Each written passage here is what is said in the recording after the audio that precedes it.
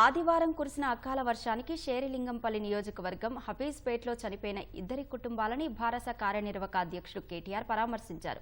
బాధిత కుటుంబాలకు ₹1,00,000 సాయాన్ని అందించారు. వర్ష ప్రభావానికి రాష్ట్ర వ్యాప్తంగా 14 మంది చనిపోయారని, కాబట్టి వర్షాకాలం రాకముందే ప్రభుత్వం తగు జాగ్రత్తలు తీసుకోవాలని ఆయన సూచించారు. నిన్న ఏదైతే అకాల వర్షం అదేవిధంగా గాలి దుమారం వచ్చిందో ఆ ఘటనలో దురదృష్టవశాత్తు ఒక 51 ఏళ్ల ఒక అడ్వకేట్ గారు, అదేవిధంగా ఒక 3.5 సంవత్సరాల వయసు గల ఒక బాబు ఇద్దరు కూడా దురదృష్టవశాత్తు మరణించడం జరిగింది. ఆ కుటుంబాలకు తక్షణ సాయం కింద మా పార్టీ తరఫున ₹1,00,000 వారికి సాయం కూడా చేయడం జరిగింది. రాష్ట్ర ప్రభుత్వాన్ని మేము చేసే డిమాండ్ ఏమంటే, మీరు ముఖ్యంగా వర్షాకాలం ప్రారంభం కాకముందే ఇలాంటి సంఘటనలు ఏవైతే జరుగుతూ ఉన్నాయో, నిన్న ఒక్క రోజు దాదాపు రాష్ట్ర వ్యాప్తంగా 14 మంది మరణించారు.